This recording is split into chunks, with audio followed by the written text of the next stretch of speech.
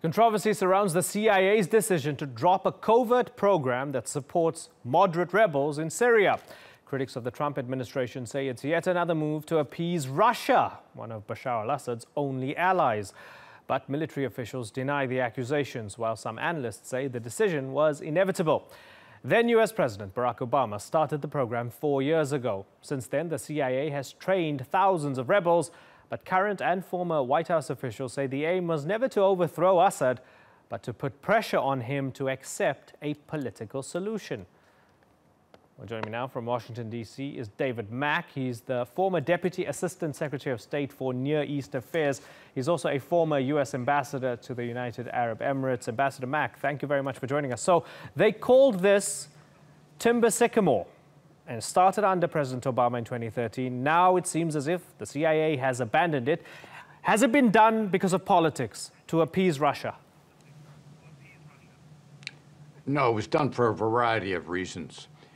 Certainly, the unrealistic assumptions of the Trump administration, President Trump himself, regarding areas of cooperation from Russia has played a part in accelerating the end of the program. But this program has had problems from the very beginning. As you suggest in your startup of the program, it was never the objective of the United States to overthrow the Assad government militarily by using what was essentially a fairly modest program of covert support for Syrian rebels. We were always looking for reliable Syrian rebels, and those are very hard to find because reliability had to include both the ability to be effective fighters on the ground and to have policy objectives which were not too far off from the U.S. policy objectives of pressuring the Assad regime to enter into negotiations for a peaceful transition of power over a fairly long period of time. The Syrian rebel groups proved themselves to be either incompetent, sometimes even giving up their weapons in the field, or they proved themselves to have objectives that went far beyond what we wanted to see. And they were not interested in fighting against terrorists. They were interested in fighting against the regime. They wouldn't even tolerate the idea of Bashar al-Assad remaining in power for a transitional period. Let me then ask you about reliable rebels and use a very recent example. Idlib, it's been taken over by al-Qaeda-linked and al-Qaeda-laced rebels, and they knocked out Ahrar al-Sham, by all accounts, one of the more reliable groups out there. So isn't this just going to replicate itself throughout the country, where even if a group of rebels are somewhat reliable, and you might differ in terms of the interpretation, they're going to be replaced by Al-Qaeda or Daesh, ISIS. So you've got Assad and Al-Qaeda or ISIS, and that's the end of Syria, isn't it? Well, Imran, you've used a great example of why this program was so cursed from the very beginning. These Syrian rebel groups that we were supporting almost inevitably entered into what they called tactical cooperation with elements like Jabhat al-Nusra, an al-Qaeda affiliate that is a deadly enemy of the United States.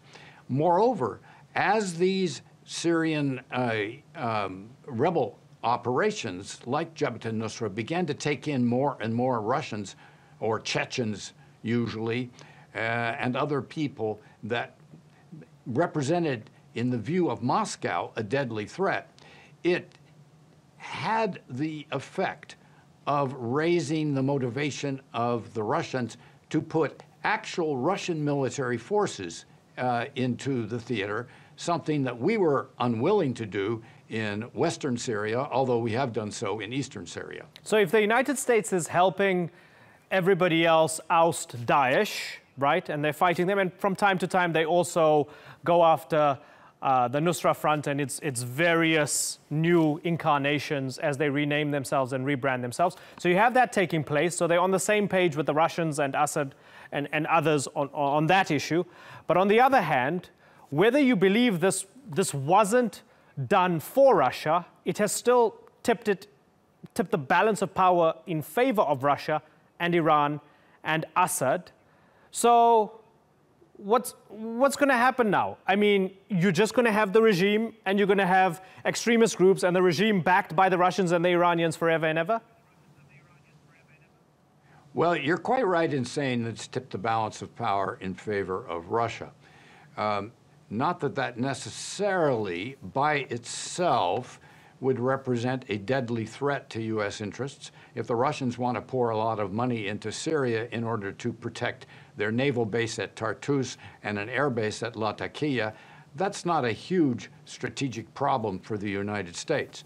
Whether it has increased Iranian influence over the long term is another question, because in fact the Russians have certain counter interests to those of Iran, and to the extent that the Russians have gotten involved, it has allowed the Bashar al-Assad regime, which is always trying to lessen its dependence on Iran, it's allowed the Bashar al-Assad regime to be somewhat less dependent upon Iran and Iran's affiliate, the Shiite Hezbollah, which is another terrorist organization that the United States does not want to see strengthened in this contest.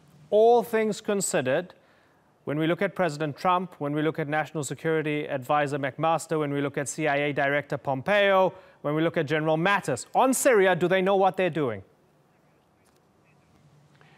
Well, I'm afraid that they enter with some unfortunate assumptions regarding the Russian objectives.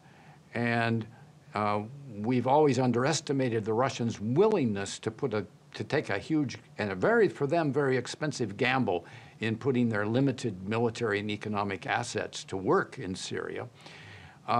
In eastern Syria, on the other hand, where the fight is clearly against Daesh, and where the United States has put in very substantial military forces, as well as providing some significant weaponry to Syrian rebel forces, I think that the Trump administration, like the Obama administration before it, will be able to say that it is fighting against this so-called Islamic State and likely to win some important victories over it.